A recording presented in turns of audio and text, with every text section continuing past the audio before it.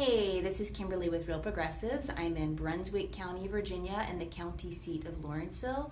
Today, I'm interviewing the sheriff. His name is Sheriff Roberts. He's extremely efficient and highly organized and extremely popular.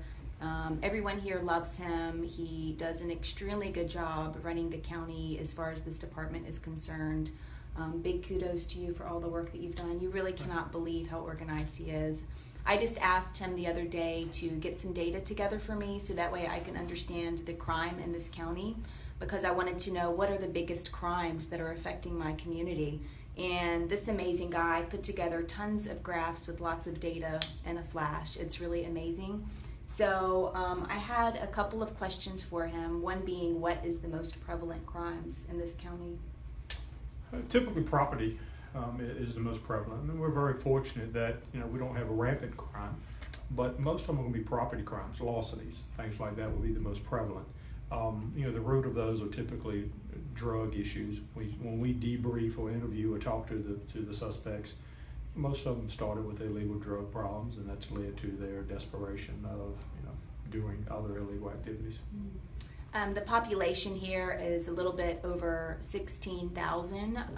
There is a jail here that's funded jointly through 3 different counties, and they carry about a population of 410 inmates per day between the 3 counties. And actually Brunswick County is pretty low. It's more in the under 200 per day range. But it looks like from the graphs that I've seen that most of them on the higher end have to do with drugs and then larceny. So how does one get involved with drugs? What do you see with people? I mean, how do people get drugs? And I think there are many different reasons or justifications of how people go down these paths. Some of them are economical issues, whether some of them are social issues. You'll see white collar, it doesn't have to be white collar, but you see it more prevalent in that segment of, use an example, prescription drugs. It could be anybody, whether it be, the college-educated mom that got a back injury and started taking pain pills and then became addicted to them. And, that addiction to Oxycontin led her into not being able to fulfill her pain needs and get her pain medicines. And that would lead her to, 1, buying the pills illegally, and or 2, other drugs that would help her give the same sensation. That's an example. I mean, some people start, whether it's alcohol that leads to it. There's a whole debate about marijuana and the good and bad of that and what it's doing. At least in my profession and certainly in my society, I see that most of the people that smoke marijuana, it seems like they habitually smoke it. And then that sometimes leads them to more aggressive drugs. So I just think it's just that domino effect that you may see somebody sampling something that grows into something bigger, kind of out of control. So do you see a lot of arrest of just normal people that may have hurt themselves and then they start taking prescription drugs and then they have to go out and they have to buy drugs from some type of dealer? Is that what you end up seeing? Well, we've seen over the past couple of years that prescription drug abuse and fraud has really become very prevalent, where we've always had marijuana, we've always had crack cocaine, we've always had powder cocaine. But when you get into the more exotic things, you start seeing, whether it's regionally, whether it's places in the country, different segments of the country, you'll see drugs, whether it's heroin, crystal meth, whatever, ecstasy, and just on and on and on, all the different types of illegal drugs. We have seen probably the biggest spike in the prescription drug abuse segment, and we've made the most, last year we made the most undercover buys of prescription drug pills than any other illegal drug. It's sad, isn't it? Really sad. Because you would assume that most of those people started out legitimately having a need. You would assume that, and that need grew into a disease.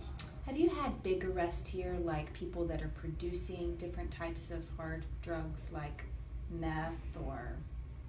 We certainly over the years have hit producers, whether it's marijuana growers or different things. And we've been very, very, very fortunate in this area in a lot of ways. I mean, there's a lot of challenges in our community, but when it comes to the drugs, we've been fortunate that the more exotic drugs, the opiate issues you see in major metropolitan areas, the crystal meth issues you're seeing out, in the Southwest Virginia and other areas like that, haven't hit us.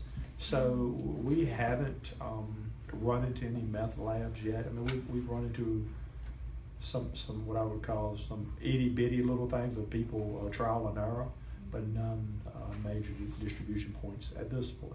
Not saying that that they won't come, but as far as major creation and distribution, we've been pretty fortunate that where it's coming from and where it's obviously being created somewhere. I mean, I'm not naive to say that there aren't plenty of illegal drugs here either. Okay. So it looks like the major convictions that I've seen from looking at the data that he put together for me is drugs being number one and then larceny being number two. According to statistics, do you think that the drug usage leads to larceny? Do you think that there's a connection or correlation?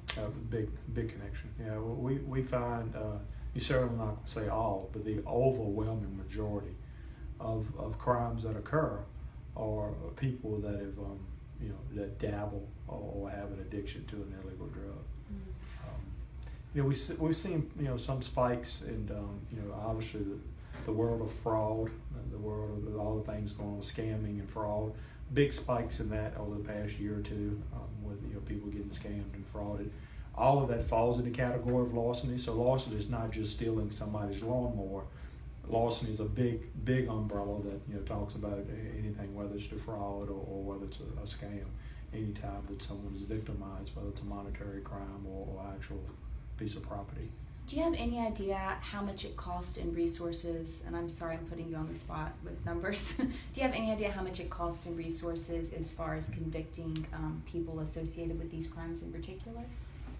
No, I mean, I certainly, I mean, that's a pretty big question that, I mean, I can give you numbers. I mean, as you mentioned, we have about 400 people at the regional jail. I mean, we operate each year on about a $13 million budget to include the debt service. So, I mean, you could take those kind of numbers and divide them out that, 400 people and $13 million, it's about 190 staff people to keep them. So, I mean, corrections is an extremely expensive business. I wanted to talk about numbers too, and I wanted to bring this up really in a different stream. The jail that we have has state funding, but it's also funded by 3 different counties, and it's shared by 3 different counties. They have a pretty big loan. It's not paid off until 2041. But when I do the math on it, they built a building for the future, so it can have a capacity of over 700 inmates, even though it carries a 410 daily average. But because of that big loan, it looks like our average cost per inmate is over $40,000. And when you compare that to students in this county, we're only putting $12,000 per student compared to $40,000 per inmate. That's something I want to bring up in a different stream because I have a lot of statistics on it. A lot of that differentiation has to do with them having a big loan. When you compare it to the Virginia average, they only spend about $25,000 towards prisoners. And then the average for students is around the $11,000 range. So we spend a little bit more for our students in this county, but we only have 1 accredited school and most of our schools are failing. We have an infrastructure that's crumbling. We have a downtown that's empty.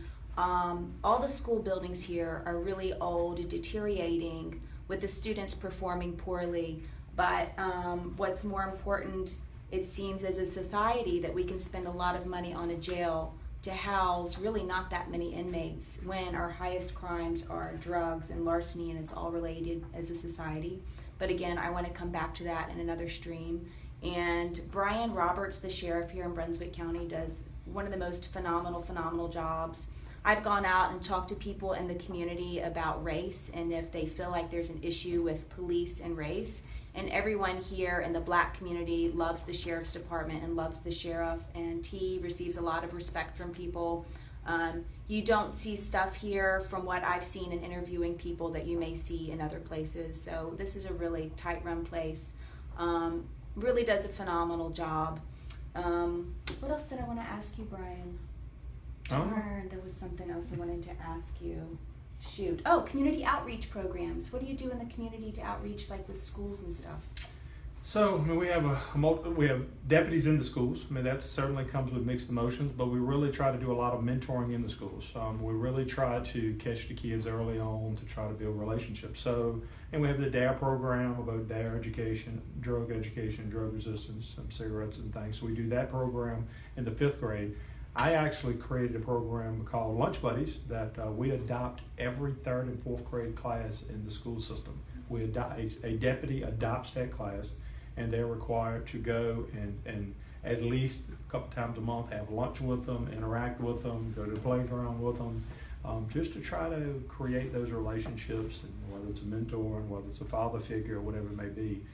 So far as the school system, I mean, we try to do many proactive things to do more than just be cops, do more than just being seen, to actually have an involvement in the schools and be involved in the educational part. We do a lot of, I say teaching or partnering with the teachers on things, certainly if it's in the criminal justice profession or the court profession or any of those things, or legal classes.